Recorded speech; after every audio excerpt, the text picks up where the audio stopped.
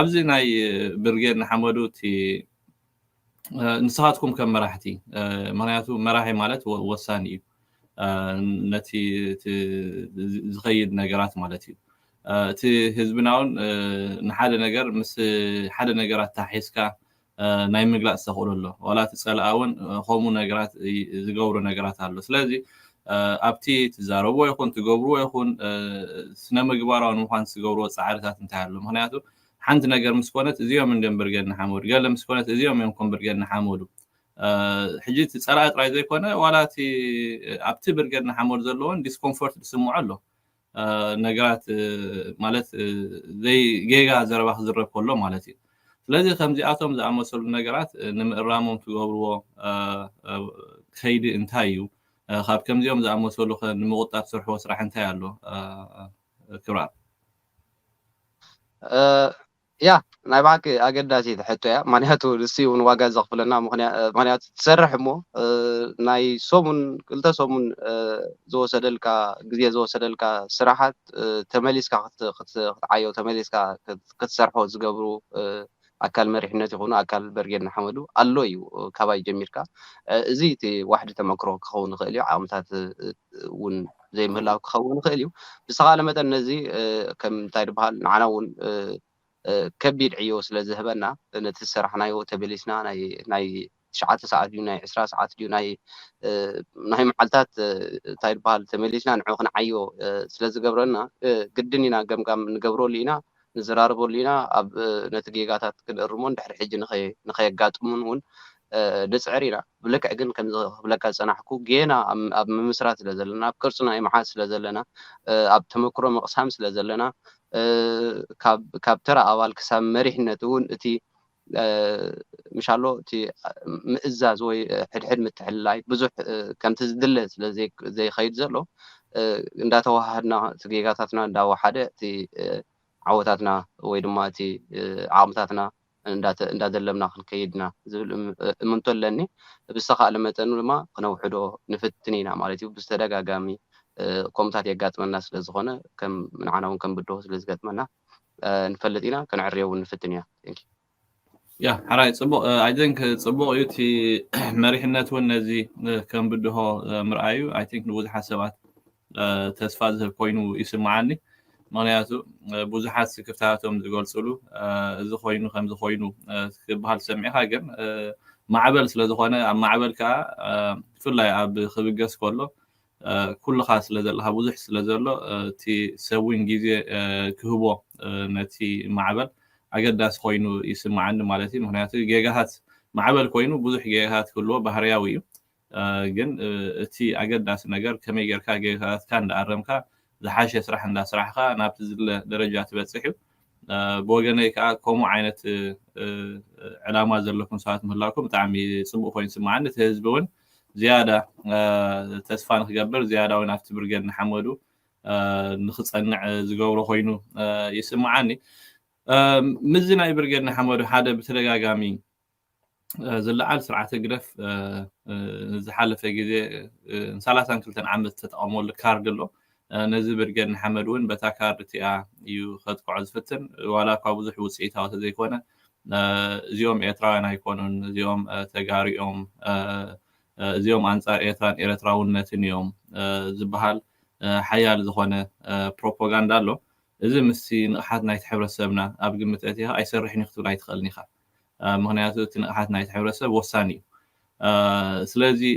ነዚ ንስኻትኩም ብኸመይ ትሕዝዎ ኩሉ ሰብ ፈልጥ ትብሎ ኣሎ ኤርትራዊ ምዃኑ ሕቶ ዘለዎ ይኮነን ግን ስርዓት ዝጥቀመሉ ኣብቲ ርእሲ ወይ ከዓ ዘይነቕሓ ኣካል ናይቲ ሕብረተሰብ እዩ ሓደ ብተደጋጋሚ ዝገብሩ ኣነ ዝዕዘቦ ዘለኹ ንህዝቢ እውን በዚ ኣጋጣሚ ከዘኻኽሮ ዝደሊ ነዚ ናይ መንእሰያት ማዕበል እንዳሳዕስዑን ካልእን ማለት እዩ ናይ ትግራይ ደርፊ እንዳእተኻ ዝግበር ኤዲቲንግ ኣሎ በቲ ስርዓት ማለት እዩ ነቲ ሰብ ወይ ከዓ ከምዚኦም ዝገብሩ ዘለዉ ንምባል እሞኒ እዚታት ብኸመይ ትርእይዎ ብወገንኩም ነዚ እንታይ መልስለካ ንስኻ ማለት ነዚ ናይ ስርዓት ህግደፍ ዝገብሮ ፕሮፓጋንዳ ያ እሶም ማለት እንድሕራ ፍትሒ ደልየ ከም ፀገም ኣሎ ብዓደይ እንድሕር ኢልካዮም ካብ መጀመርያ ካብ ቀደም ከም ንፈልጦ ስም እንዳጠመቑኻ ገለ እዮም ዝኸዱ ሃገር እንዳስገሩኻ ኣቦኻ ባዕሎም የፍልጡኻ ባዕሎም የላልዩኻ ኣቦኻ ትፈልጦ ኣቦኻ ንሱ ኣቦኻ ኣይኮነን ዝብሉኻ ገለ እዚ ናቶም እንታይ ዝበሃል እዩ ሕጂ እቲ ህዝቢ እውን ብንጹር ክሪኦ ወይ ክርድኦ ዘለዎ ፈሊጠ ዘይኮንኩ ነቲ ስርዓት ክንእምን ኢልና ንሕና ኣይንቃለስን ኢና እቲ ስርዓት ቀታሊ ዓማጺ ሓሳዊ መጸለሚ ስርዓት ኣመንዝራ ናይ ኣመንዝራታት ስርዓት እዩ ስርዓት እዚ ገበን ዘለዎም ሰባት ንሪኦ እኳ ኢና እዚ ፌስቲቫላት ዝግበርስ ክነግረካ ኣየናይ ውሕዳት ተዘይኮይኖም ኣየናይ መንእሰያዊ ኸይዲ ግደፎ እንታይ ትበሃል ኣየናይ ትዳይ እንታይ ትበሃል እቲኣ ሓቀኛ ደ ትበሃል ናብኡ ትኸይድ ማለት እዩ ሕጂ እትየን ምስ ከመደ ኮይነን ክነብራ ዘይክእላ ኣብ ባራ ዝሓድራ ኣብ ዲስኮ ዝሓድራ ኣብ ካልእ ዘብላ ደቀን ካልእያ ዘይክእላ ገለ መለ ናይ ከምዚ እቲ ስርዓት እንታይ ትበሃል ናይ ፀለመ ስርዓት እዩ ናይ ሓሶት ስርዓት እዩ ናይ ነታ ስልጣን ናይ ምክልኻል እንተዘይኮይኑ ወላ ሓንቲ ካልእ እንታይ ትበሃል ንህዝቢ ሓልዩ ይፈልጥን እዩ ስለዚ ነቲ ህዝቢ ክነእምን ኢልና ንሕና ኤርትራውያን ኢና ንዓ ከምዚ ንዓወላ ንቀራረብ ንዓወላ ክነነፅረልካ ንዓካርት ኣለና ንዓበይ ከም ዘሎ ንሓወያ ከምዚ ኢሎ ኢልና ንእምነሉ ደረጃ የለን ኣብዚ ሰዓርን ተሰዓርን ኮንካ ምውፃእ ግዜ እዩ ንሶም ከፀልሙና ንሶም እንታይ ትበሃል ገብሩና ኦፍኮርስ ንሶም እንታይ ገብሩ መስለካ ደስ ፌስቲቫላት እንድሕርዳ ደው ኣቢልካዮ እንድሕርዳ ቋሪፅካዮ ዓጋመ ኢኻ ብልኻ ወይ ትግራዋይ ኢኻ ብልኻ ማለት እዩ እንድሕርዳ ኣንጻር ዓማፅ ንዝቃለስ በቃ ንጅግንነት ንዝሰርሕ ናብ ካልእ ሃገር ወይ ናይ ካልእ ዜጋ ተገብሮ እንድሕርዳ ኮንካ እቲ ኤርትራዊ ታሪክ ክስራሕ ኣይክእልን እዩ ጅግንነት ክስራሕ ኣይክእልን እዩ ንፍትሒ ክቃለስ ኣይክእልን እዩ ማለት እዩ ስለዚ ንሕና ኤርትራውያን እና ኢልና ንዕኡ ክንእምነሉ ነቲ ንሱ ፕሮፓጋንዳ ዝገብረሉ ዘፀልመሉ ክንእምን ግዜ ኣይንወስድን ኢና ክንፈልጥ ዘለና ማለት እዩ እቲ ስርዓት ኩሉ ግዜ ፅቡቅ ነገር ኣይሓልየልናን ፅቡቅ ነገር ኣይበገልናን ሕማቅ ነገራት ኣምፅኡ ሕድሕድና ክንናቆር እዩ ዝገብረና ሕጂ ንስኻ ከማን ኤርትራዊ ኮንካ ኣነ ኤርትራዊ ከምዚ ክንነብር እዩ ዝደልየና እቲ ዓብዪ እንታይ ድበሃል ከለና ዓብዪ ፀላኢ ዓብዪ ክንፈትሖ ንደሊ ሽግር እንከሎ ብዞም ንኣሽ ነገራት እንከለኻ ኣይኮንካ ንዝበለካ እየ ኢልካ ንክትእምኖ ትወስዶ ግዜ ክንሪኦ ክንክእል ኣለና ማለት እዩ ስለዚ ንሕና ነቲ ስርዓት ክንእምን ኢልና እንታይ ድበሃል ክንገብር ኢና እቲ ህዝቢ እውን ብልክዕ እንታይ ድበሃል ክገብሮ ኣለዎ ከምዚ ደርፊ ቀናቢሮም ዝገብርዎ ገለ መለገለ ወላ እውን ተጋሩ እንድሕር ኢሎምና እውን ርኢናዮ ኮይና ብሰለስተ ዓመት እንታይ ድበሃል ተጋሩ ንህዝቦም ንሃገሮምን ደም ከፊሎም እዮም ዋጋ ከፊሎም እዮም ህይወት ከፊሎም እዮም ንሕና እውን ነታ ኤርትራ ሃገርን ህዝብን ከምኡ ክንከፍል ምዃንና ከኣምኑ ክእለዎ ዋላ ብናቶም ደርፊ ቀናቢሮምልና እውን ጅግንነት ዝሰርሐ ከምዚ ክትከውን ኢኻ ኢሎም ንዓይ ብናይ ትግራዋይ ደርፊ ገይሮም ኤዲት እንተገይሮምኒ ስለዚ ከምቲ ትግራዋይ ንህዝቡን ንመሬቱን ዝሓለፎ ንስኻ እውን ንህዝብን ንመሬትን ክትሓልፍ ኢኻ ወይ ትቃለስ ኣለኻ ኢሎም ከም ዝብሉና ዘለዉ ከም ስልማት ከም ዝህቡና ዘለዉ ጌርና ክንኣምነሉ ክንክእል ኣለና እየ ዝብላነ ስለዚ ንሶም ፅቡቅ ነገር ክሳይ ይገብሩን እዮም ንዕኦም ኣይንርአ ንዕኦም ክንእምን ድማ ግዜ ክንወስድ የብልናን ማለት እዩ ንዕኦም እኳ ተእምሮም ኣይትኽእልን ኢኻ ግን እንታይ እቲ ናተይ ሕቶ እቲ ስርዓት ኣብቲ ሓት ናይቲ ሕብረተሰብ እምበር እቲ ስርዓት ይትረፍ ንተቃውሞስ ነቶም ምስኡ ዘለዉ ከማነይ እዩ ክፀርፎም ዝውዕል ማለት እዩ ዋላ ነቶም ምስኡ ዘለዎስ እንድሕር ኣቢሎም ሕጂ ስርዓት ካብ ሕቶ ንወፃኢ ግን ነቲ ኣካል ናይቲ ሕብረተሰብ ሕጂ ኣብ ንቕሓት ኢና ንዛረብ ዘለና ሕጂ ነቲ መልእኽቲ ነቲ ሕብረተሰብ እምበር ነቲ ስርዓት እንደገፍቱ እውን ኣይኮነን ነቶም ገለ በቲ ናይ ስርዓት ነገር ተደናጊሮም ዝገብሩ ኣብዚ ነገር እዚ ንክነቅሕ ነቲ ስርዓት ንክፈልጦ እዩ እቲ ሕቶናተይ መርደፍ ንትልሃም ዝበልካዮ ዋላ እውን ዝበልካ ተበልካ ነቲ ስርዓት ትርጉም ዘለዎ ኣይኮነን ኣብ ከምኡ እውን ምስኡ ኣነ እየ ኣይኮንኩን ኢልካ ምዝራብ እውን ትርጉም ዘለዎ ኣይመስለንን ከም ትብሎ ዘለካ ሙሉእ ተስርዓት እንደገፍቱን ሄኖክ ሓወይ ንዓኻ ንሓውኻ ኤርትራዊ ዝገብሩ ደጋፍ ምስኦም ድሕር ኣሎ ኤርትራዊ ገብርዎ ንዓኻ ካ የትግሩኻ ማለት እዩ ወይ ኣደኻ ፈልይዋ ኣደኻታ ንስኻን ሓውኻን ትፈልጣ ደስ ኣደኻ ናይ ክልቴኻ ከላ ብካልእ ካብ ወሰን ዝተወልደይ ንሱ ብካልእ ሰበይቲ ዝተወልደይ ብካልእ ሰብኣይ ዝተወልደይ ኢሎም መፈላለዩኻ ነቲ እንታይ ድበሃል ማለት እዩ ስለዚ ነቲ ሓውኻ ይፈልዩኻ ማለት እዩ ስለዚ ንሱ ደጋፊ ስለዝኾነ ወይ ምስኦም ስለ ዘሎ ንሕና ኣሕዋትና ምዃኖም ንኣምን ኢና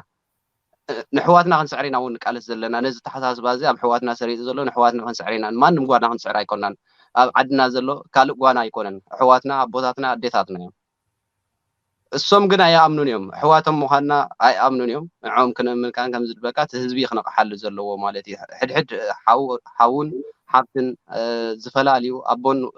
ኣደን ዝፈላለዩ ኣካል ስለ ዝኾኑ ንቡር ኣተሓሳስባ ስለ ዘይውንኑ ካብ ንቡር ስለ ዝወፁ ኣብ ዘይንቡር ንዝነብር ከዓነ ሰው ንሕና ኢና ኣብ ዝንቡር ኣይኮነን ኢልና ነቲ ንቡር ክንክተል ዘለና እየ ዝብል የንኪ حراي صبغ كبراب كم زول كانون يسامع بوزح نتي سرعات نعون ممان تقبر قلس يلن ابزي زي ابزي دقفتي ناي سرعات في لايك اب اسرائيل زرعنا يوم بخندي مكرا قفعي شجر رخيبهم ناب اسرائيل بتيهم جينا اسرائيل وين هيوتهم بتعمي كبير مهانو كلاتنا نفولتو اينا تينا باسرائيل دلونا اتران سدتنيات ግን ነት ስርዓት ወይ ከዓ ነት ባርነት ንኽከላኸሉ ብህይወቶም ዋጋ ዝኸፍሉ ሰባት ርኢና እነዚኦም ብኸመይ ክትገልጾም ትኽእል ክብራ ሓቅቲ ሓይሽ እነዚኦም መግለፂ የብለይን ምክንያቱ ካብ ሰብኣውነት ወፂኦም እዮም ካብ ሰብኣውነት ወፂኦም በቃ ነቲ ዘሰደዶም ስርዓት ኣሰዲዱ ምሳና እኳ እዮም ከይዶም ዝምድረ በዳን ባሕሪ ሳህራ ዝኸድዎ ምሳና እኳ እዮም ከይዶም ምሳና ተጨፍጭፎም ምሳና ኩሉ ነገር እቲ መከራ ረኺቦም ክንሶም ወይ እቲ መከራ እንዳቐመስዎ ምሳና ተመሊሶም ኣብ ዓድና ሽግር የለን ንሕና ብሽግር ኣይኮነን ብፖለቲካል እንታይ ድበሃል ኣይኮነን ተሰዲድና ዲክታቶር ኣይኮነን ሃገርና መራሒና ገለ ክብሉ ከለው ብጣዕሚ ዝገርመና ብጣዕሚ ዝገርመን ምሳይ ዝኸዱ ኣብ ሳህራ እንዳዕለልካ ኢኻ ትኸይድ ነው ሕጂ እንታይ ክትብሎ ትኽእል ኣድነው ብሓፈሻ እቲ ስርዓት ገለ መድሃኒት ወይ ከኒን ኣሎ ካብ ሰብኣውነት ዘውፅእ ኢለ እንታይ ድበሃል ዝገብሮ ማለት እዩ ሕጂ ካብ ሰብኣውነት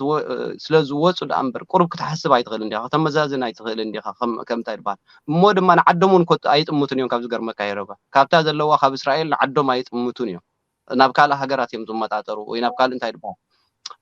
ግን እንድዒ ዘይበፃሕናዮ ገለ ፍጥረት ክህሉ ክኽእል ኣለዎ ስለዚ እቶም ፍጡራት ካብ ንፈላለ ከይንህሉ ሰብን ካልእ እቶም ካልኦት ፍጡራትን ኢለ እንታይ ድበሃል ትገብር ቴንኪ የብለይና ኣብዚ لا አይኖን እንደ ሁላትና መግለጽ ብልናን ግን ሓደ ካብቲ ንብርጌድ ንሓመዱ ብተደጋጋሚ ዝበሃል ዝነበረ ሕጂ ግን ካብ ሓቂ ዝረሓቐ ምዃኑ እውን ባዕሉ እቲ ግዜ ዝገብልዎ እንታይ እዩ ፌስቲቫል ኬድካ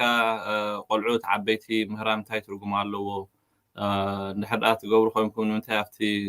ባይታ ዘይትኸዱ ካልእ ዝብሉ ኣለዉ ግን ብተግባር ብርጌድ ንሓመዱ ዘርኣዮ መጀመርያ ሕጋዊ መንገዲ ብድሕሪኡ እውን ኣብቲ ሰለማዊ ሰልፍታት ዝገብረሉ እውን እቲ ነቲ ዕግርግር ዘለዓል ስርዓት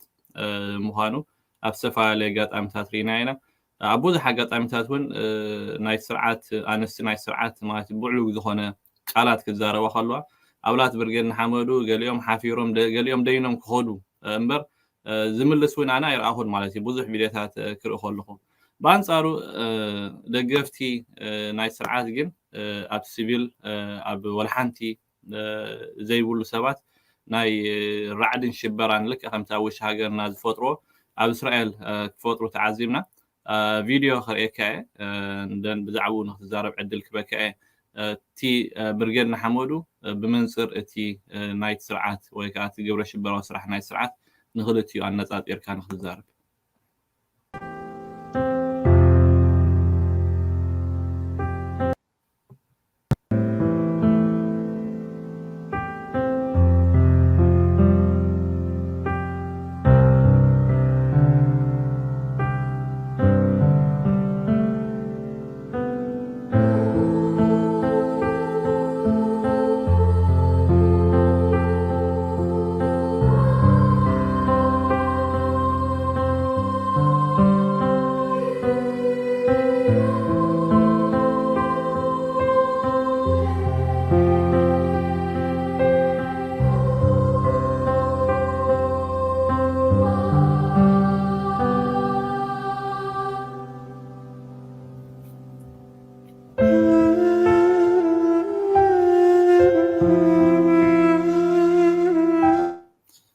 እዚ ግብረ ሽበራዊ ስራሕ ኩላትና ርኢና ኢና ርግፀኛ እስካሁን ርኢኻ ያላ ቅድሚ ሕጂ ኣብ እስራኤል እዩ ካልእ እውን ዝተፈላለዩ ኣብነታት እውን ክጠቅስ ፀኒሐ ብኣንፃሩ ከዓ ናይ ብርጌድና ሓመዱ ጭውነት ከዓ ብዝተፈላለየ ኣጋጣሚታት ርኢና ኢና ስንኩል ብዓረብያ ደፊእካ ምኻድ ኣንስቲ ህግረፍ ክፀርፋ ከለዋ ደኒንካ ምኻድ ናይ ብዕልግና ስለዚ እቲ ክልተ ስነ ምግባር እዚ ግብረ ሽበራዊ ስራሓት ናይ ስርዓት ምስ ናይ ብርጌድና ሓመዱ ኣነፃፂርካ ነቲ ህዝብና ብፍላይ ከዓ ውሽጢ ዓዲ ዘሎ ህዝቢ እንታይ ክትብሎ ትደሊ ነዚ ክልተ ሓደ ኤርትራውያን ክርስትና ግን ከዓ ክልተ ስነ ምግባርን ባህርን ንርኢ ዘለና ኢና ስለዚ እቲ ህዝቢ እውን ክፈልጦ ስለ ዘለዎ እንታይ ክትብል ትደሊ ክብራት ያ ሄኖጋ ርያያ ፀኒሐ ርያያ ኣብ ብዙሕ ግዜ እውን ኣፀያፊ ነገራት ኣፀያፊ ስለ ዝኾነ እቲ ስርዓት እውን ንባዕሉ ኣብ ፅያፍ ስለ ዝነብር ዝክገብር ቀሊል እዩ ንዕኡ እታ እንታይ ድበሃል ንቆልዓን ሰበይትን እዮም ዝሃርሙ ዝብሉና ወላ ንዓና ከም ንበርጌድና ሓመዱ ሓደ እቶም ዝብሉና እሶም በዓሎም እቶም ስርዓት ዝድግፉ ወይ ድማ ተደናገፅናቱ እዮም ከምኡ ዝብሉ ማለት እዩ ንሕና ከምዚ ንሪኦ ዘለና ፀያፊ ስራሕ ኣብ እንዳ ቆልዓ ሰበይትን ከይድና ኣብ ናይ ፕራይቬት ገዛ ከይድና ወይ ፕራይቬት ጥምቀት ዲ ወላ መርዓ ከይድና ወላ ሓንቲ ጌርና ይንፈልጥ ኢና ከምዚ ዓይነት ኣፀያፍ ነገራት ጌርና ይንፈልጥ ኢና እዚ ግን ንሶም ስለ ዝገብርዎ እቲ ስርዓት ከምኡ ኣብ ኣፀያፍ ነገራት ስለ ዝነብር ወይ ድማ ኣብ ቆልዓ ሰበይቲ ስለ ስብእነት ስለ ዝስምዖ ንዓና ባይዘወይ በዚ ኣጋጣሚ እውን ንኩሉ ብሩህ ክኸውን ንሕና ከምዚ ኣብቲ ንኸዶ ባዕሎም እዮም ዝሰርሕዎ ወላት ናይ ቆልዓ ንኣብነት ክንርኢ እንድሕር ዳ ኮይና ማለት ንሶም ዝሰርሕዎ ነገራት ዓሚ ኣብ ናይ ጊስን ገይሮሞ ዝነበሩ ስንጓል ገበል ትበሃል ሃሪሞማ ገለ ኢሎምና ክትንቀሳቀስ ዘይትኽእል ሰበይቲ ብዓረብያ ገይራ ገለ መለ ቅድሚት ገይሮማ ንሕና ነቲ ፌስቲቫል ደው ክነብል ዝኸድና ንቆልዓ ሰበይቲ ቅድሚት እንድሕር ዳ ገይሮምልና ቆልዓ ሰበይትን ግድን እዮም ኣብዚ እንታይ ድበሃል ክርገፁ ወይ ዝኾነ እንታይ ድበሃል ጉድኣት ከጋጥም ማለት እዩ ግዳያት ክኾኑ ያ ንሕና ንቆልዓን ሰበይቲ ክነጥቅዕ ኢልና ግን ኣብ እንዳ ቆልዓን ሰበይትን ንመውዓሊ ቆልዑ ከድና ኣይንፈልጥ ኢና ወይ እንዳ ኣብ ከምዚ ፕራይቬት ውራያት ከድና ኣይንፈልጥን ኢና ስለዚ እሶም ዋላ ኣብ ናይ ሽወደን እውን ድሕር ሪኢካዮ ቅድሚት ዝገበርዎ ወይ ገዲፎሞ ዝሃደሙ ስንኩላን እዮም ስንኩል ሰብ እዩ ኣብቲ እንታይ ድበሃል እቲ በርጌድና ሓመዱ ርኢናዮ ኢና ኣብቲ ግዜኡ ብመልክዕ ቪድዮ እውን ተሰኒዱ ስለ ዘሎ ሓቢሒብዎ ንኸይጉድኦ ተጠንቂቑ ሒዝዎ ማለት እዩ ስለዚ ንሶም እዮም ዳ ነቶም ቆልዓ ሰበይቲ ብቅድሚት ዝገብርዎም ዳ እምበር ንሕና ናብ ቆልዓን ሰበይትን ዘለዎ ናብ ፕራይቬት ውራይ ዘለዎ ናብ ኣቕሽሽቲ ዘለዎ ናብ ዲያቆናት ዘለዎ ከድናን ኣጥቂዕናን ኣይንፈልጥን ኢና ንሕና ኣብቲ ናይ ፌስቲቫል ቦታ ኢና ንርከብ ማለት እዩ ስለዚ እቲ ናታ ስራሕ ያ ንዓና ክተግዝመና ትደሊ የቀኒየልና ከኣነ ኢና ንብላ ንሕና ኣፀያፍ ነገር ኣብ ብፅዩፍ ዛዕበና እውን ኣይኮናን ብፅዩፍ ንክነብር ወይ ድማ ነቲ ኣቕሚጥናዮ ዘለና ዕላማ ኣብ ሓቀኛ ምንባር ንክነብር ዳ እምበር ኣብ ናይ ሓሶት ምንባር ተሓቢእና ክንነብር ባህግና ኣይኮነን የቀኒየልና ኣፀይፎናት ክንብላ ንኽእል ካልእ እንታይ ኣደታት ከም ዝበልካዮ ኣፃብዕተን እናውፅኣ ንኣባላት በርጌድና ሓመዱ እንታይ ድበሃል ኣፀያፍ ነገራት ትገብራ ብሓፈሻ ከም እንታይ ድበሃል ክሪኦ ከለና ሶሪ ኣነ ከም ህዝቢ ኤርትራ ወላ ኣነ እውን ኣካል ስለ ዝኾንኩ ስድራይ እውን ኣካል ናይቲ እንታይ ድበሃል ስለ ዝኾንኩ እዚ ኣተሓሳስባ ኤርትራውነት ስነ ሓሳብ ንዓና ከም ሕብረተሰብ ትሕቲ ምድሪ ኣብ ማዓሙቕ እዩ ዘንብረና ዘሎ ኣብ ዘይምንባር እዩ ዘንብረና ዘሎ ዋ ስምዓኒ ዶ የነጓ እቲ ኣደይ ናብ ሓዊ ዘይከድካ ናብ ኩናት ዘይከድካ ኢላ ወዲ ኣይኮንካን ትብለኒ ዝነበረት ሎሚ ከምዚ ዓይነት እንታይ ድበሃል ክትገብር እሱ እኳ እዩ ወላ ሓንቲ ይድገም የለን ምክንያቱ እቲ ሕፅበት ኣእምሮ እዩ ተገይሩሉ ነቲ ህዝቢ ማለት እዩ ኣብ ክንዲ ተምሃር ኣብ ክንዲ ንዓ ዝወደይ ካብዚ ኩናት ተኣለ ንዓ ዝወደይ ካብ ውትድርና ውፃእ ኣብ ውትድርና ጠቅም ኣይኮነን ንዓ ተምሃር ንዓ ስራሕ ንዓ ገለ ትብል ኣደ ዘይተጋደልካ ዘይተተኮስካ ዘይከድካ ዘይሞትካ ብጥይትን ዓረርን ዘይጠፋእካ ኢላ ወዲ ኣይኮንካ ትብል ኣደ እያ ዘላትና ብልክዕ ኩለና ኣዴታት ማለት ኣይኮንኩን ግን እዚ እንታይ ድበሃል እዩ ካብ ንቡር ዝወፀ ካብ ንቡር ኣነባብራ ዝወፀ ሕብረተሰብ ጌርና ስለተሃነፅና እዚ ኣፀያፍ ነገር ብኣዴታት ዝመፅዮ እዚአን ኣዴታት ክብለና ይክእልኒ እታ ወደይ ብዓረር ዘይጠፋእካ ኢላ ትብል እውን ኣደ ክብላ ይክእልኒ ከምዚ ትድሕረ ባይታና እዩ እየ ዝብል ትድሕረ ባይታና ከዓኒ ገሌና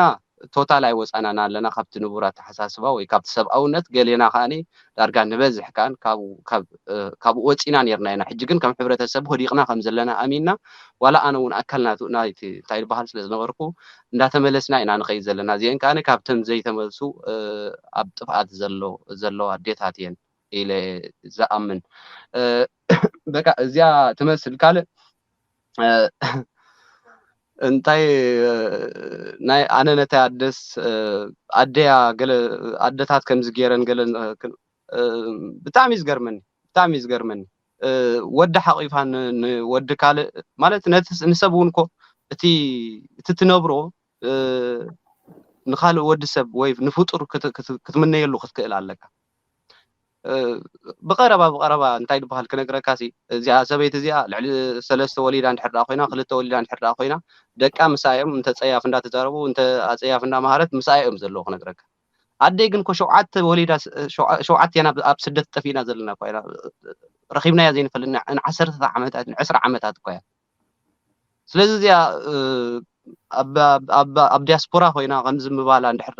ንዓና ክሳይ ኣደ ከምዚ ገይራ ገለልና ከም እንታይ ድበሃል ንገብሮ እንተኮይና ቁሩብ ክብድ ዝበለ እዩ ንሰን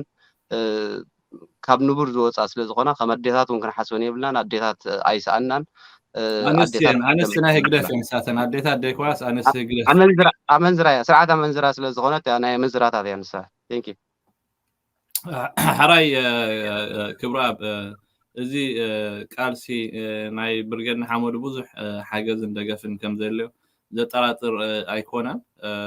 ተራ ናይ ምሁራት ተራ ናይ ቲዮም ኤሊት ዝበሃል ኣካል ናይ ሕብረተሰብ ነዚ ናይ ብርገና ሓመዱ ቃልስን ምዕዋት እንታይ ክኾን ኣለዎ ትብል ክሳብ ሕጂ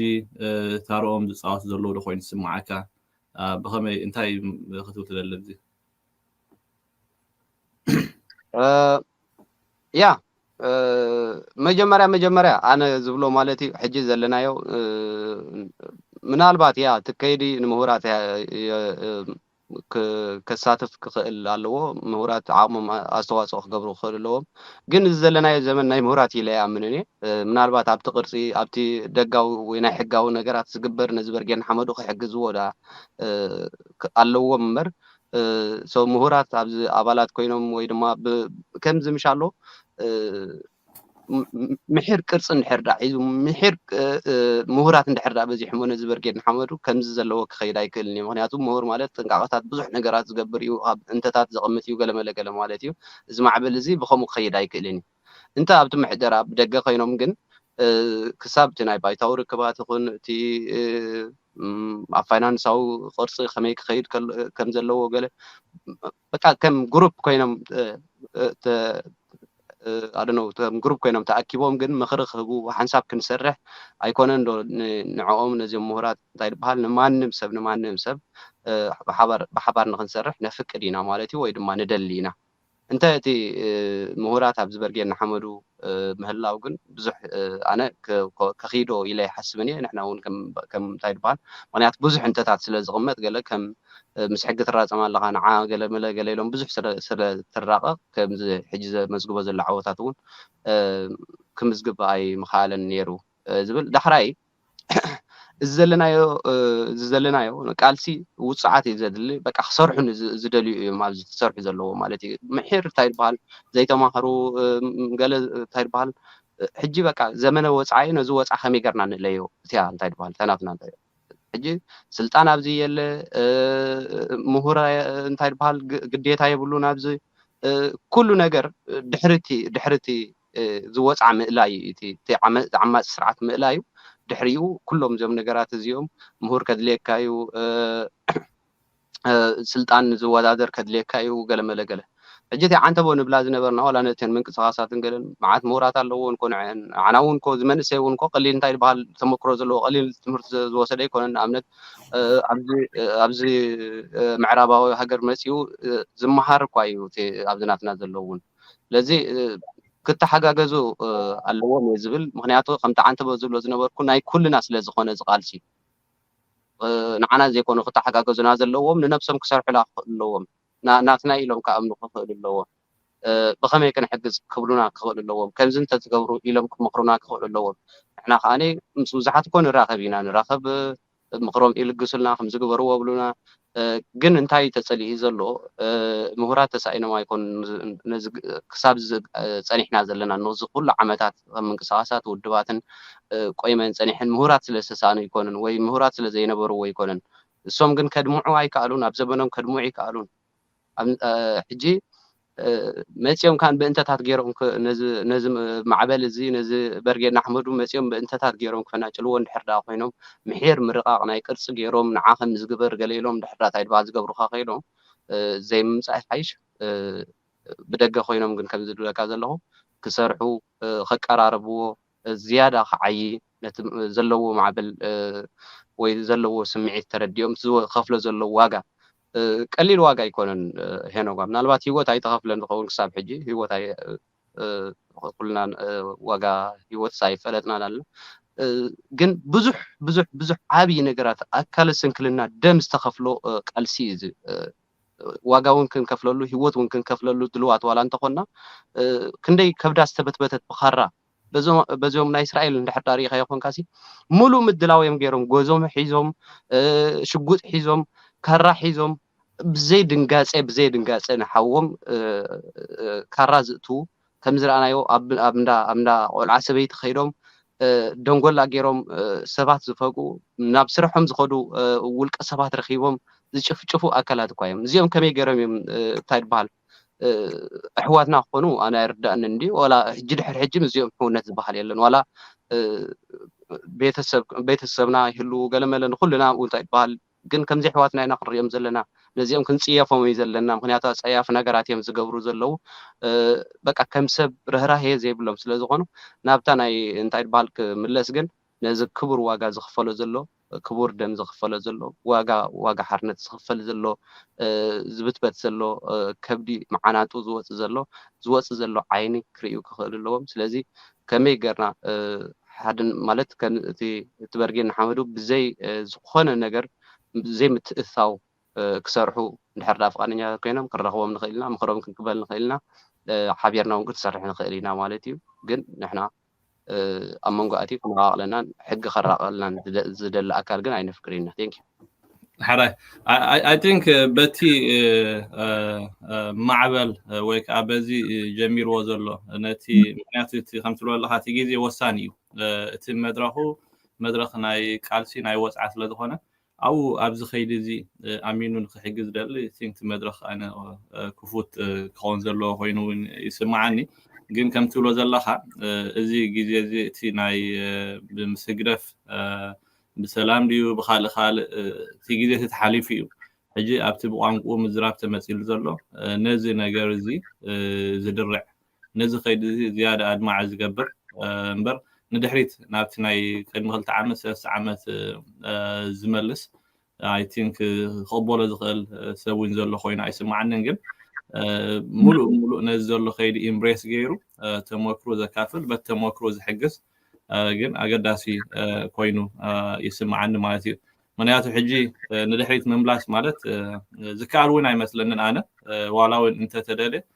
ዝከኣል እውን ኣይመስለንን ምክንያቱ እቲ ግዜ ሓንሳብ እቲ ኣብ ርእሲ መንእሰይ ይኹን ኣብ ርእሲ ኤርትራዊ ዝነበረ ፍርሒ ተሳዒሩ ስለ ዝኾነ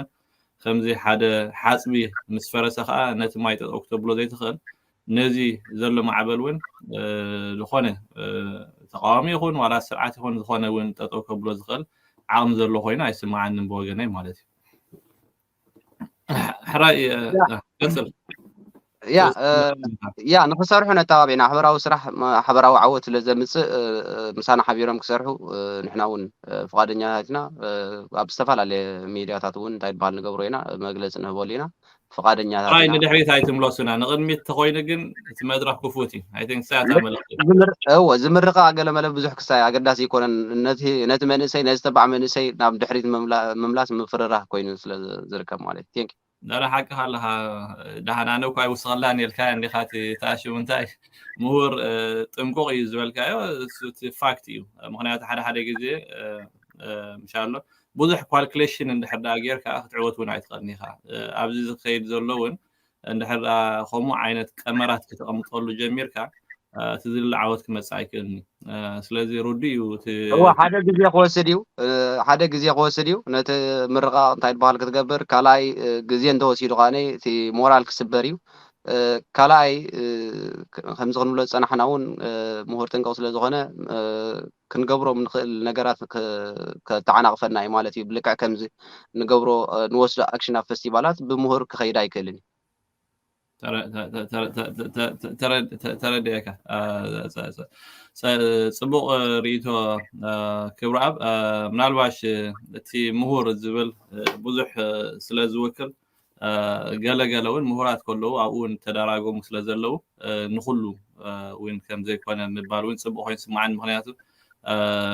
إجاز خمس خلوات أنا أتمنى سوين مهوريو مهنياسي كنديت مهارة له زغلو أو زلاسي جيتي تعشموت أمبريلا نخي عبي تراي انتايو اتكايدن تتعشمو نمبر كله بزلو مهور على دكتورات على انجينيرات على كله على عبز برجن حمر مهنيات كله أكل نايت حورسب سلازلو كله خاني بزي نايز معبل كيدبو أمينو خاني واقع يخفل على مالتي لازم نالباش ناي جيجا رديت نخي حدري زبل له تفكر نسأل كل إيزولو ناي درب في اللي يلن شكات على مهور على حرست على زي تمهار له كله أنا بقوم يزرعه مهنيات تبزح عند حداريخا قوم يزرله غير تي نزي قال سيزي تراقم فتان ويكا بزح انتتات مأتاوجن قودأي كون سلازخل بزلو معبل كدفع مالتي ولا تزمتون نزي نجاز دفع كون تخكل بهلو خوين سمعني كبرى بأخور له إزي قالسي خعوت متشم عموداتها بيت رأي خعوت زلو تنقول زلنا سرعات كلها محاورات يزلوا تحدى محاورو أبدقة تحدى خاني أب وش عادي قالوا إذا نايدقة محاور نريو لنا تسبابي ريو سلازي ناي موداتها زازا معاوتها وش عادي سلازغونا صلوه إذا ناي برجن حمود أبدقة نتوش عاد زلو بخميك تصلوا ويو إلكا تحسب رعد سرعات جرف أبز ساعات زي أبكر يكون تاتالو فلا وش عاد نخفط رزق كم زيوم زي أمسولو نعبتات يكون نتي جد جمرنا أنا موداتها نخبت صح زلوا تخلتها بقمة مدى وأبكمين أي رعد يركبوا اللي تحسب سرعات جرف يا هناكا بلكا اتي كلتا محاوري زلوات سرعات تزعبي محاورو أبدقي مالتي أبدياسبوراي كابو أتاوي ولا دا أتاوي هلو بتاهجر نتهز بعاسي ونبعلو كمبرو زغل عامتاتي هلو ومر مور موللو كلتا خامي تدو نعا فستيفال نعا كم زقبر قليلو قلي شيتو زأتولو أتاوي كابز دياسبوراي أوريدي زي دياسبورا دما نحنا اجرو تسيري سرعات نترفو وصاي أتاوي قبرن أبز كلاي عمت نقيد علينا مالتي عمت نقلن كوين اللي أوريدي كاب أبدقة خب السعر سلازي نزو وصا تبغاتات كقبر دو قلدو زحزو مع الدراجات كخسر قال معات خسارات سلازقات مو معات وصايتات يقبر أبز نتايل بحال إذا ترايق منه يكونون عاقمو خمسة اللون فلتينا مغنياتهم منقسين نقندي عمتات حزب التاليلون نقندي عمتات حزبي عاسيو زحزو زدلبون نتايل بحال عاقم اللوي بلك أتي سرعات شبرة أتي وي رعد أتي وي مغنياتو أبوشتون نحردا بجزانا نحردا خنجمر كوينا بجزانا نحردا خنري قلنا عام زلوا يكون مغنياتو تي تعام سبو وتي أبدق إذن برزلو تيوم دقفت زبالو وحدات أبدقلو وحدات أنا بتاوش تاجر عبيتن قول عصبيتن اللو خون بتاعن تايد بحر مالتي الذي صباحنا بيا زاب دياسبورا زلا قال صباحنا بيا إلو خبر حويفو حدر كم زلو بسبب هذا تايد بحر اللي يبصحنا يقول كبد حويف كم زلو مالتي لك عخاني ነዚ ማዕበል እዚ ከኣሊ ዝኽእል ዓቕሚ የብሉን ንሕና እውን እቲ ባይታዊ ርክባት እንዳተሰርሓሉ ስለ ዝኸይድ ዘሎ ኦረዲ እውን እቲ ናይ ዲያስፖራ ስራሓት እንዳተወድአ እቲ ዕማሙ ወዲ እዩ ካብዚ እንዳሓር ንሶም ክነብዑ ኣዳራሽ ክፍቀደሎም ክነፍቅድ ኢና ንሕና ኣብቲ ዓድና ክንከይድ እና ፀገም ዝበሃል የብሉን ስለዚ ክሳብ ውሽጢ ሃገር ትማሊ ኣብ ውሽጢ ሃገር ኣባላት በርጌድ ንሓመዱ ዋላ እውን ብስ ቪድዮ ገለሪ ካ እንድሕር ካብ ደቂ ኣምሓራ ገለ ግን ብቴሌፎናት ብሜሴንጀር ብካልእ እንታይ ይበሃል ንዓና ዝረኽቡና ይኽእሉ ብዙሓት ይኽእሉ እዮም ወይ ይረኽቡና እዮም ይብሉና እዮም እውን ማልያታት ስደውሉና በቃ ንሕና እውን መሪሩና እዩ ተወዲድና እዩ ከምዚ ክንገብር ኢና ስእሊ ካብ ኣስመራ ክንሰደልኩም ኢና ስእሊ ካብ ከረን ክንሰደልኩም ኢና ካብ ሰንዓፈ ክንሰደልኩም ኢና መዓት እንታይ ዝበሃል ኣሎ እዩ ስለዚ ኣብ ውሽጢ ሃገር እውን በርጌድ ንሓመዱ ከም ዘሎ በርጌድ ንሓመዱ ኣሎ እዩ ኣብ ግዜኡን ኣብ ሰዓቱን ድማ ብልጭ ክብል እዩ ንሕና እውን ኣብኡ ኣብቲ ከባቢ ክንቀርብ ስለ ዝኾንና ብሕብረት ድማ ክንሰርሕ ኢና ስለዚ እቲ ኣብ ውሽጢ ሃገር ዘሎ በርጌድ ንሓመዱ ምናልባት ዘይርአ ክኸውን ይኽእል እዩ እዚ ዝርአ ኣብ ዲያስፖራ ዘሎ በርጌድ ንሓመዱ ምስ ቀረቦ ግን እዚ ኣብ ኢትዮጵያ በርጌድ ንሓመዱ ክኾኑ ዝደልዩ ወይ በርጌድ ንሓመዱ ክምስረት ክሳብ ኣብ ትግራይ ኣብ ኩሉ ሙሉእ እንታይ ይበሃል እዚ በርጌድ ንሓመዱ ቃልሲ በርጌድ ንሓመዱ ዝድግፉ ብከመይ ክንውደብ ክንክእል ዝብሉ ኣብ ኩለን ሃገራት ካብ ኤርትራ ክሳብ ኢትዮጵያ ክሳብ ኩሉ ክፍለ ዓለም ዘሎ ኩለን ሃገራት ውዳበታት እንዳገበረ እዩ ኣብ ቀረባ ግዜ ድማ ንሕና ኣብቲ ከባቢ ምክንያቱ ኣብ ዲያስፖራ ዝተጀመረ ቃልሲ ኣብ ዓድና እዩ ዝውዳእ እቲ ቀንዲ ታርጌት ኣብቲ ሃገር ከድካ ነቲ ሃገር ጨቢጢ ሒዝዋ ዘሎ ስርዓት ካብቲ መዓሙቕ ናይቲ ገባቲ ስርዓት ኣውፂና ዲሞክራሲያዊትን ሓራ ዝኾነት ካብ ገዘአን ሃገር ክትህልወና ስለ ንደሊ ኣብቲ ከባቢ ክንርአ ኢና ስርዓት ከዓኒ ከብዲ ሓቂፉ እዩ ዘሎ ክብለካ ደሊ ዝመስል ናተይታ ይበሃል ቴንክ ሓራይ ክብራብ ከም ትብሎ ዘለካ ኣነ እውን ሓበሬታት ኣለኒ እቲ ናይ ብርጌድ ንሓመዱ ድምፂ ድሮ ኣብ ውሽጢ ዓዲ ኣትዩ ራዕዲ ፈጢሩ ከም ዘሎ ህዝቢ እውን ዘረብኡ ብብርጌድ ንሓመዱ ጥራይ ከም ዘሎ ብቐፃሊ መንገዲ ቴሌቭዥን ኤርሳት ትንሰዶ መደባት እውን ኣብ ብርጌድ ንሓመዱ ዘተክሮ ስለ ዝኾነ ሎሚ ደይሰምዖ ወይ ከዓ ብዛዕባ እዩ ክዛረብ ዝውዕል ሓደ ምናልባሽ ብዙሕ ግዜ ልቸ የጥፋኣ ገለ ዝበሃል ነገር ኣሎ ሎሚ ግን ኣብ ኤርትራ እቲ ሶላር ብብዝሕ እዩ ዘሎ ከምኡውን ናይ ዋትሳፕን ካልእን ስለ ዘሎ እቲ ሓበሬታ ናብቲ ህዝቢ በፂሕ እዩ እታ ስርዓት ድፈርሓ ከዓ እንታይ እያ እታ ኣብ ደገ ዝተሰዓረት ፍርሒ ኣብ ውሽጢ ዓዲ እውን እንተተሳዒራ ጠጠው ከብሎ ከም ዘይክእል ነቲ ህዝቢ ይፈልጥ እዩ ልክዕ ከምቲ ፍርሒ ዝመሓላለፍ ትብዓት እውን ይመሓላለፍ እዩ ኣብ ደገ ዝረኣናያ ንሱ ኢና ርኢና እታ ሓንሳብ ኣብ ጀርመን ኣብ ጊሰን ዝጀመረት ትብዓት ቆራፅነት ሕራና ኣበይ በፂሓ ኣላ ማለት እዩ ኣብ ኩሉ ዓለም በፂሓ ኣላ ምክንያቱ ኣብ ጀርመን ምስ ረኣየ ኣብ ሽወደን ገይሩ ኣብ ሽወደን ምስ ረኣየ ኣብ ዓዲ እንግሊዝ ገይሩ ዓዲ እንግሊዝ ምስ ረኣየ ኣብ ሲያትል ገይሩ ሲያትል ምስ ረኣየ ካናዳ ከምኡ እንዳበለ ይኸይዱ መጀመርያ ግን ዘይተገብሮ ክትገብር ኣይትኽእልና ስለዚ ኣብዚ ኩሉ ሃገራት ኤውሮጳ ዝተረኣየ ከዓ ኣብ ኤርትራ ክርአ ምዃኑ ናይ ግዜ ሕቶ ጥራይ እዩ ስርዓቱ ናብ ከቢድ ራዕዲ እዩ ዘሎ ሓያል ዝኾነ ግፋ ይገብር ኣሎ ኣብ ውትሃድርና እውን ጎስዋሳትን ካልእን ይገብር ኣሎ እዚ ግን ዝገበረ እንተገበረ ነዚ ማዕበል እዚ እንድሕሪት ክመልሶ ይክእልኒ እቲ ቃልሲ ናብ ምዝዛም ገፁ ዝኸይድ ዘሎ ኮይኑ እዩ ዝስማዓኒ ንዓይ ብወገነይ ማለት እዩ ክብረኣብ ምናልባሽ ክትዛረብ ትኽእል ኢኻ ትውስኸሉ ነገር እንድሕር ኣሎ ኮይኑ ኖ ፀገም የለን ያ እሱ ብሓፈሻ እቶም ከምዚ ክትብሎ ዝፀናሕካ ንስኹም እውን ከም ሚድያ ብዙሕ ሰብ ትረኽቡ ኢኹም ካብቲ ሃገር ንሕና እውን ከም ውልቀ ሰባት ከም መሪሕነት ከም በርጌድ ንሓመዱ ንረክብ ኢና ሰባት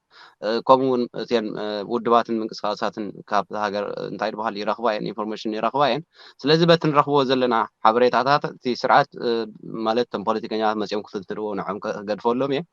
ምክንያቱ ይርእይዎ ስለ ዘለዎ ኣብቲ ውሽጢ ናይ ሰራዊት እውን ምምቃል ከም ዘሎ ውሽጢ እቲ መሪሕነት እውን ዘይምስናይ ዘይምቅዳውን ከም ዘሎ ርዱእ ነገር እዩ ብዙሕ እውን ተዘሪቡ እዩ እቶም ፖለቲካኛት መፅኦም ክዛረብሉ ወይ ንዖም ክገድፈሎም እየ ማለት እዩ ስለዚ እቲ ኣብ ውሽጢ ሃገር ዘሎ ነዚ ፈሊጡ ብሓፈሻ ንሕና ከም በርጌድ ንሓመዱ ቃልስና ኣብ ዲያስፖራ ጀሚሩ ኣብ ዓዲ እቲ ምውድኡ ኣብ ኩሉ ሃገራት ምውድዳባት ብቕልጡፍ ክግበር ብቕልጡፍ ዝማዕበል እንታይ ይበሃል ተስፉ ከይሃፈፈ ድማ ውጽኢታዊ ዓወት ከመዝግብ ስለ ዘለዎ ኣብ ኩሉ ሃገራት ምውድዳባት ከም ዘሎ ሳብ ኣብ ውሽጢ ሃገር ጥራይ ከብረ ዝደልቲ እየ حراي بتعم صبو يا ምናልባሽ ኣብዚ ናይ እስራኤል ዝነበረ ኩነታት ዝኾነ እንድሕር ኣፕዴት ሃሊካ ኮይኑ ብዙሓት ኣብ እስር ቤት ከምኡ ኣብ ሕክምና ዘለዉ ከም ዘለዉ ፈሊጥና ኣለና ብዛዕባ እዚ ናይ እስራኤል ክትብሎ ትደሊ ነገር እንድሕር ኣሎ ኮይኑ እቲ ኩነታት ኣብ ሰዓት እዚ ኣብ ከመይ ኩነታት ከም ዘሎ ሙሱ ተታሒዙ እውን ነዚ ኣብ እስራኤል ዘሎ ብቀዳማይ ሚኒስትር ናይ እስራኤል ቤንያሚን ኔታንያሁ ነቶም ደገፍቲ ናይ ስርዓት ክጥረዙ ዘሕለፎ ወይ ከዓ ክጥረዙ ክትብሎ ይትኽእል ኢኻ ናብ ዓዶም ንክምለሱ ብድሌቶም ብቮለንቶም ምክንያቱ ምጥራዝ ብፍቃደኛ ዘይኮነ እዚኦም ግን ሰብ ድሌት ስለ ዝኾኑ ንዓዶም ንክምለሱ ዘሕለፎ ውሳነ ኣሎ ንዑ ንምድጋፍ ኣብ መላእ ዓለም ሰላማዊ ሰልፊ ኣብ ኤምባሲታት ናይ እስራኤል ይግበር ኣሎ ስለዚ ብዛዕባ እዚ ክልተ እንታይ ክትብል ትደሊ ክብራ ያ ሄኖካ ምናልባት ሙሉእ ሓበሬታ ኣለኒ ወይ እንታይ በሃል ብዛዕባ ኣብ እስራኤል ዘለውካ ክብል ኣይክእልኒ ምክንያቱ እትዮም ናይ እስራኤል ኣባላት ውክልና ወከልትና ኣብ ግሎባል ንሶም ምስ ዝቐነየ ኣብ እስራኤል ዝረኣናዮ ኣጋጣሚታት ክሳተፉ ሙሉእ ግዜ ሂቦም ንዓና ኣፕዴት ክገብሩናን ገምጋም ክንህበሉን እንታይ እዩ እቲ ፀገማት ወይ እንታይ ወሪድና ክንደይ ጉድኣት ኣለውና ክንደይ እሱራት ኣለውና ኢንሻሎ ብኦም ኢና ንሕና እንተ መጀመርያ እንታይ ይበሃል ኣፕዴት ንግበር ከም ባይቶ ድሕሪኡ ገምጋም ተገይሩ እቲ ዘሎ ኩነታት ድማ መፍትሒታቱ ክስታይ ንገብር ንሶም ግን ቢዚ ስለ ዘለዉ ክሳብ ሕጂ ብኸፊል ብውልቂ ንዖም እንዳደወልኩ ወይ ንካልኦት እንዳደወልኩ ዘረጋግፆ ከዓኒ ሙሉእ ሓበሬታ ክኸውን ስለ ዘይክእል ንዖም ገድፈሎም እየ ነቶም ናይ እስራኤል መሪሕነት ኣምፂኹምን ከተዘራርቦም ንሕና ድሮ ዘራሪብና ሚና ምናልባሽ ተወሳኺ ዘሎ እምበር ድሮ ወይ ተዘራሪብና ስለዘለና ሓበሬታ ኣሎ ፀገም የለን ብዛዕባ ሰላማዊ ሰልፍታት ብዛዕባ ሰላማዊ ሰልፊ ያ ንሕና እውን ከም መግለፂ ውፅኢና ነርና ኢና ሪኢኻ ትኸውን ኢኻ ከም መሪሕነት መግለፂ ውፅኢና ነርና ኢና ኣብ ኩለን ሃገራት ብዝተኻእለ መጠን ኣብ ሓደ መዓልቲ ነቲ ኣብ ልዕልና ዝወረደ ከም ኣብ ብርጌድ ንሓመዱ ኣብ እስራኤል ዝወረደ ናይ ተኽሲ ዝርያ ብፖሊስ ንዕኡ ፀቕጢ ክንገብር ንዕኡ ሓላፍነት ክትወስደሉ እስራኤል ፖሊስ እስራኤል ሓላፍነት ክወስደሉ ንኩለን ሃገራት ኣብ በቢሃገሩ ኣብቲ ኤምባሲ ናይ እስራኤል ከይደን እቲ ሰላማዊ ሰልፊ ክግበር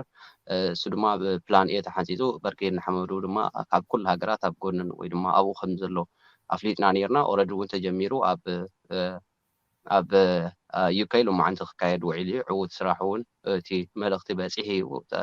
ተዘራሪቦም እዮም ምስ ኤምባሲ ናይ እስራኤል ከምኡ ኣብ ካናዳ እውን ዕለት 14 ኣሎ ከም ዝራኽቦታ ይበሃል ስለዚ ኣብ ኩሉ ሃገራት እዚ ሰላማዊ ሰልፊ ተፀዊዑ ኣብቲ ኤምባሲ ናይ እስራኤል ከይድና ተሓታትነት ክትወስደሉ እስራኤል ፖሊስ እስራኤል ተሓታትነት ክወስደሉ ነቲ ናይ ዝርያ እሞ ድማ ብሽጉጥን ብኸራን ብገዙም እንዳተሃኑ ኣባላትና ዝርያ ናይ ተኽሲ ኣብ ልዕሊኦም ክኽፈት ኢሰብኣዊ ስለ ዝኾነ ወይ ድማ ከም ሃገር እንታይ ዝበሃል ዘሕትታ ስለ ዝኾነ ከምኡ ድማ ነታ ናይ ቢንያሚን ኔታንያሁ ዝተዛረባ እቶም ዜጋታት ናብ ሃገሮም ክምለሱ ምክንያቱ ኣብ ዓዲ ዲሞክራሲ ኮይኖም ናይ ሽጉጥ ናይ ገዙሞን ገይሮም ካራ ገይሮም ንሰብ እንታይ ዝበሃል ክገብሩ እሞ ድማ ዓድና ሰላም እያ ዘላ ዓድና ውሕስቲ ሃገር እያ ዘላ ኢሎም ንዝኣምኑ ኣካላት ናብ ዓዶም ንክመልሶም ናብታ ውሕስቲ ዝብሎ ሃገር ወይ ድማ ፀገም ዘይብላ ሃገሮም ናብኣ ንክመልስዎም ድፊኢት ክንገብር ኣብ ኩሉ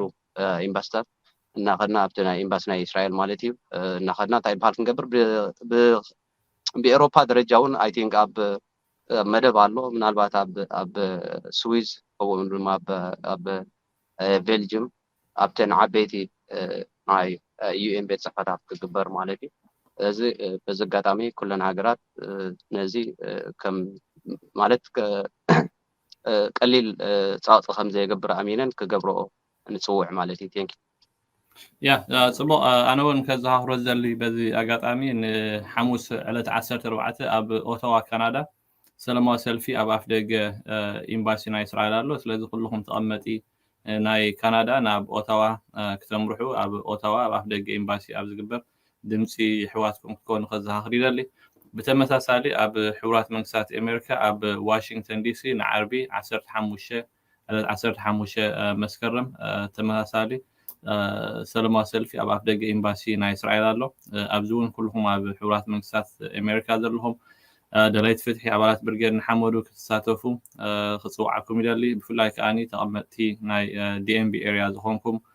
ከምኡውን ካብ ዲኤምቢ ኤርያ ከባቢታት ዘለኹም በዓል ኒውዮርክ ፊላደልፊያ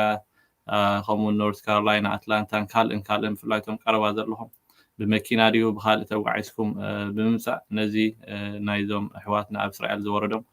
ድምፂ ክትኮኑ ምክንያቱ ብዙሕ ሰብ ተመፅዩ እቲ ውፅኢት ክርከብ ከም ዝኽእል ዘጠራጥር ኣይኮነን ስለዚ እታ ዝወሓደት ክንገብራ ንኽእል ኣብዚ ግዜ እዚ ከዓኒ ነቶም ዋጋ ዝኸፈሉ ነቶም ብጥይት ዝተበስዑ ነቶም ኣብ እስር ቤት ዘለዉ ደቂ ኣንስትዮ ደቂ ተባዕትዮ ንኩላቶም እታ ዝወሓደት ክንገብራ ንኽእል ኣብቲ ኣፍ ደገ ኤምባሲ ብምኻድ ሰለማዊ ሰልፊ ምውፃእ ድምፂ ምስማዕ ስለዚ እዚ ፃውዒት እዚ ንሳቶም ቶም ኣብ እስራኤል ዘለዉ እዮም ሓቲቶም ድምፂ ኩኑና ኢሎም እቲ ኣብ እስር ቤት ዘሎ ድምፂ ኩኑን ኢሉ እቲ ኣብ ሆስፒታል ዘሎ ድምፂ ኩኑን ዝብል ዘሎ ንሕና ከም ኤርትራውያን ከዓኒ ነዚኣቶም ድምፂ ክንኮኖም እዋን ዝጠልቦ ታሪካዊ ሓላፍነት ኣለና ስለዚ እዘን ክልተ መዓልቲ እዞም ኣብ ካናዳን ኣሜሪካን ዘለኹም ከይትርስዕዎን ከዘኻኽር ይደሊ 14 ኣብ ኦታዋ ዕለት 15 ከዓኒ ኣብ ዋሽንግተን ዲሲ ማለት እዩ ክብራ ኣብቲ ዝነበረኒ ሕቶ ዳርጋ ወዲኤ ዘለኹ ብወገነይ ቅድሚ ናብ መወዳእታ ምኻደይ እዚ ብናይ ብርጌድ ንሓመዱ ዋጋ ዝተኸፍለ ዋጋ ማእከና ዜና ዓለም ከቢድ ዝኾነ ሸፈነ ሂቦኖ ካብኡ ሓሊፍካ እውን ፖለቲከኛታት ናይተን ብርጌድ ንሓመዱ ኣንጻር ስርዓት ዝገጠመለን እውን ቅድሚ ሕጂ ሂቦሞ ዘይፈልጡ ኣተኩሮ ክህቡ ተገዲዶም እቲ ስርዓት እውን ዝያዳ ዝተቐልዓሉ ዝያዳ እተን ጋዜጣታትን ካልእን እውን ቅድሚ ሕጂ ኢሎኖ ዘይፈልጣ ንኣብነት ከም ፌስቲቫል ሕፍረት ዲክታተር ሓራዲ ካልእን ዝብል ሽማት ሂበን እውን ዓበይቲ ጋዜጣታት ናይተን ዝተፈላለዩ ሃገራት ክፅሕፋ ክዛረባ ተዓዚብና እሞ እዚ ነቲ ናይቲ ስርዓት ኣብ ደገ ዝፀንሑ ፅልዋ ብኸመይ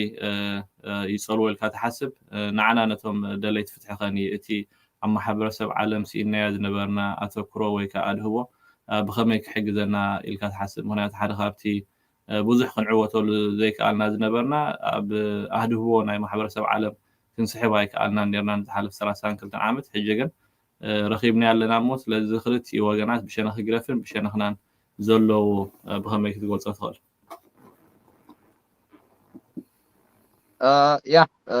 ሄኖካ ብልክዕ ሕጂ ንዑ ኢና ክንዕቅብ ዘለና ነዚ ንኸፍሎ ዋጋ ብኸመይ ጌርና ክንዕቅቦ ክንክእል ኣለና ብመንፅሩ ድማ እቲ ስርዓት ከመይ ገይሩ ካብዚ ዘለዎ ማለት ሕጂ በፂሕዎ ዘሎ ውድቀት ካብኡ ንታሕቲ ዝወድቀሉ ኣጋጣሚታት ክንፈጥር ክንግደድ ኢና ኩሉ ግዜ ዓለም ንምንታይ ኣደቦ ሂባትና ሕጂ ኢልና ክንሓስብ ንኽእል ኢና ዓለም እዚ ሓየለ እያ ውዳበታትና ንሕይል ዓቕምታትና ክብል ክኽእል ኣለዎ ሓይል እንድሕር ኣለና ከዓኒ ዓለም ኣብ ጎድንና እያ ካልእ እንታይ ነይሩ መስለካ ከም ደንበ ፍትሒ ኣነ እውን ነዊሕ ኣብዚ ናይ ደንበ ፍትሒ ዝፀናሕኩ ኣካል ናይ ዝፀንሐ ደላይ ፍትሒ ስለዝኾንኩ ከም ደንበ ፍትሒ ንሰሙን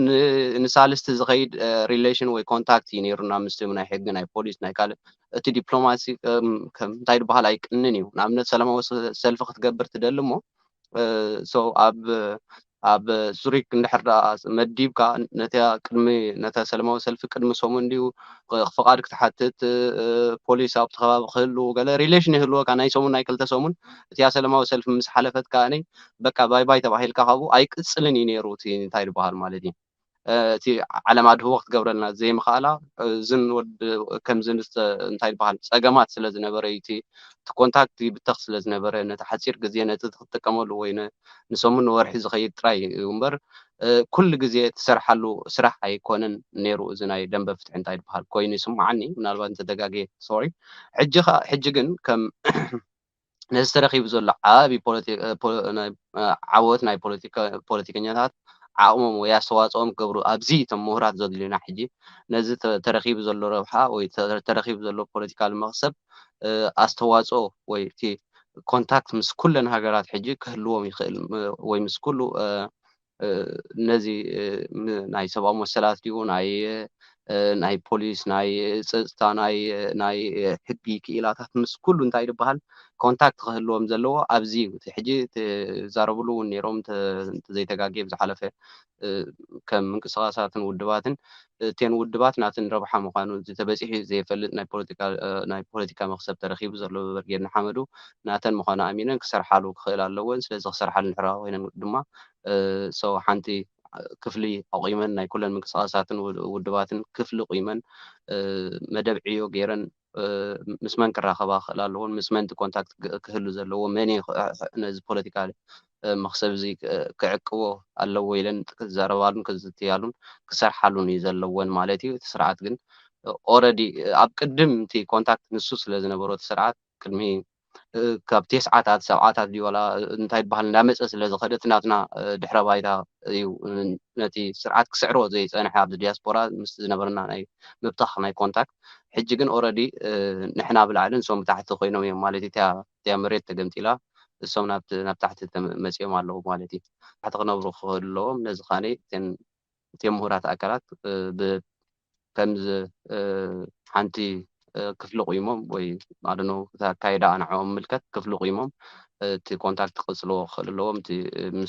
ምስ ናይ ዓለም ሚድያታት ምስቶም ፖለቲከኛታት ናይ ዓለም ምስትን ናይ ፀጥታ ናይ ሃይተን ሃገራት ምስ ኩሉ እቲ ኮንታክት ክቕፅል ክኽእል ኣለዎ ይብል ማለት እዩ ቴንክ ስማዕ ፀኒሐ ያ ስማዕ ፀኒሐ ኣነ ሚት ኮይነ ዘለኹ ህራይ ክብረኣብ ዝነበረን ሕቶታት ወዲየ ኣለኹ ኣብ መወዳእታ ክተመሓላልፎ ትደሊ መልእኽቲ እንድሕር ኣሎ ኮይኑ ኣብ ውሽጢ ዓዲ ዘሎ ከምኡ ኣብ ደገ ክተመሓላልፎ ትደሊ መልእኽቲ እንድሕር ኣሎ ኮይኑ ዕድል ክበካ ኦኬ ቴንክ ዩ ያ ኣነ ከመሓላልፎ ዝደሊ ምናልባት ናብ ደገ ዘሎ ብልክዕ እቲ ናይ በርጌድና ሓመዱ ጥርናፈታት ዝተዋፅኦታት ዓቕምታት እቲ ዓወታት ንሪኦ ኣለና ኢና ኣብቲ በርጌድና ሓመዱ ዘይተጠርነፈ ኣካል ዘሎ እዚኦም ምስ ፅባሕ ከቋርፅዎ ይኽእሉ እዮም ወይ ፅባሕ ክግደፍ ይከኣል እዩ ከምዚ ስለምንታይ ደላይ ፍትሒ መሲሉ ከዓነ ንምንታይ ብጎነፅ ይኸውን ገለን ዝብል ዝዳናገፅን ገለን ዘሎ ሎሚ ሓዲያ ምምራፅ እያ ኦረዲ እቲ ፍርሒ እቲ ራዕዲ ኩሉ ነገር ተሰይሩ እዚ መንእሰይ እዚ መራሒ ዘየድልዮ መራሒ ክኸውን ዝኽእል ባዕሉ ፕላናት ዝገብር ባዕሉ ውጥናት ዘቐምጥ መንእሰይ ተፈጢሩ ኣሎ ቃለ ዝኽእል ተባዕ መንእሰይ ተፈጢሩ ኣሎ ናብዚ ፈቲኻ ፀሊእካ ምእታዊ ወይ ድማ ብሓፈሻ ኣብዚኣ ማልያኻ ምንፃርያ ማልያኻ ምፍላጥ እያ ወይ ናብኦም ምዃንያ ወይ ናባና እንታይ ዝበሃል ናብኦም እኳ የዋፃእኩም ስለዚ እቲ ኣብ ደገ ዘሎ ኩሉ ኣባል በርጌድና ሓመዱ ኮይኑ ቃልሲ ናይ በርጌድና ሓመዱ ኣሚኑ ክሰርሕ እሞ ድማ እቲ ታርጌት ናበይ ምዃኑ ኣሚኑ ንፅባሕ ዓድና ክንህሉ ኣብ ዝሓፀረ ግዜ ክንህሉ ከም ንኽእል ኣሚኑ ክንቃለስ ብሓባር ኩልና ፀፀርና ክንድርቢ ይፅውዕ ካልእ ኣብ ውሽጢ ዓዲ ዘሎ ሰው ንኩሉ ህዝቢ ኣብ ኤርትራ ዘሎ ኣቦታት ኣዴታት ከምኡ እውን ሰው እቲ ተገዲዱ ኣብ ሰራዊት ንክንደይ ዓመታት ሰራዊት ኢኻ እንዳተባሃለ እቶን ተባሂሉ ዝኣቱ ተገዲዱ ክዋጋእ ተገዲዱ ክመውት ዝግበር ዘሎ በቲ ስርዓት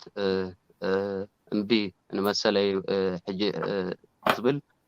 ምሳና ክትሓብር ብዝተፈላለየ መልክዕ ንሕና ኣብ ቀረባ ግዜ ከም በርጌድና ሓመዱ ኣብ ቀረባ ግዜ ምሳኻ ሕብረት ምግባር ነዚ ዓማፅ ክንኣልዮ ስለ ዝኾና ምሳና ክትሓብር ንፅውዕ ማለት እዩ ንኩሉ መንእሰይ ኣብ ኤርትራ ዘሎ ኣዴታት ኣቦታት ሰው ዘመን ስርዓት ውድቀት ስርዓት ተግደፍ ናብ እንዳተወደአ ስለ ዝኸይድ ዘሎ ኣብዚ ድማ ኩልና እምንና ወይ ዓቕምና ኣስተዋፅኦ ክንገብር ብዘየገድስ ሳብያ ኣለና ይፅውዕ ዝመስልና ቴንክ ሓራይ ይቐኒለይ ክብረኣብ ኪሮስ ኣብ ወንበር ዓለም ለኸ ብርጌድ ንሓመዱ ስለቲ መፂኻ ሓፈሻዊ ብዛዕባ ብርጌድ ንሓመዱ ኣቃውሙ ቆመንኡ እዚ ዘለኩም ዓወታትን ብድሆታትን ካልእን ኩሉ ምሳይ ምስተኻተል ስለተኻፈልካ ካብ ልቢ ከመስግነካ ይደሊ ኣብ ቀጻሊ እውን ዝተፈላለየ ካልኦት ሕሳባት ወይ ከዓ ምዕባለታት ምዝህሉ ተራኺብና ነቲ ህዝቢ ሓበሬታ ክንህቦ ተስፋ ይገብር ክሳብ ሽዑ ሰናይ ቅነ ደጊመ ይቐኒለይ ክብለካ ይደሊ ብሽም ኩሎም يغني هنا يغني لي كلهم تخاتلتي ثانك يو ثانك يو برو معلتي كرات تخاتلتي مو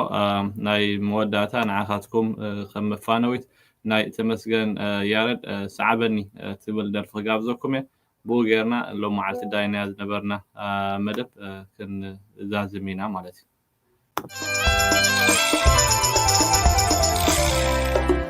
Panorama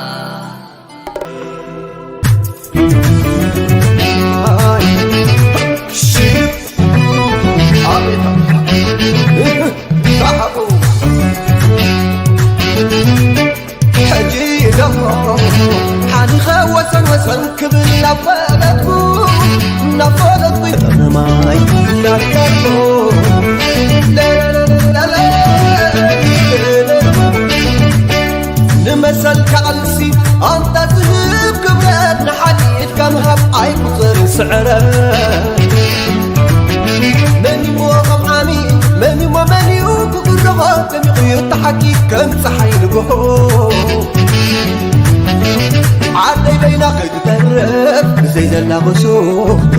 غسو لك باطن تسهدو وانا تكينكسو وانا غينكسو لغي لا صعب صعبني قال قيد حسبك حسابي تحابني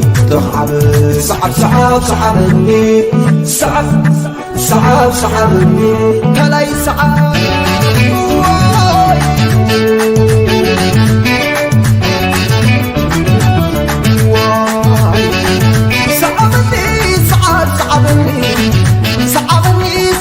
صعبني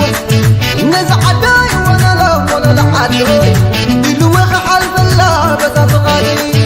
انا يموت اللعنه نزال خبر هيا بس صعبني كما يتفكروا حاسس تفكر كلنا يمقدر نحلش نمبر محمد اخدي زين مقوار نحد حمامه زين ملايين نحد تقامه صعبني صعبني نعسعه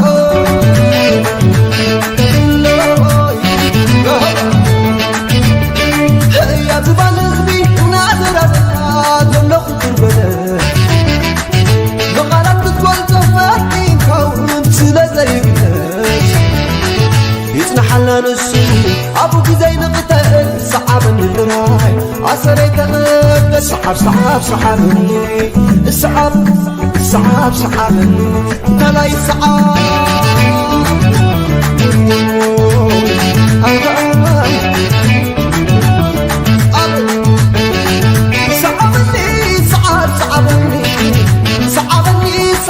صعبني بقى نقول لومين معارض لا جبان ويا دقان تقصر عود موير كر خبز لفلفه قبري عابي قبري حجن وقته معاذ تفاكا كلنا يمقدي نحل نمبر معاذ داخل زين مقواس نعدي حمامة زين ملايين نعدي تقامة صعبني صعبني كلاي صعب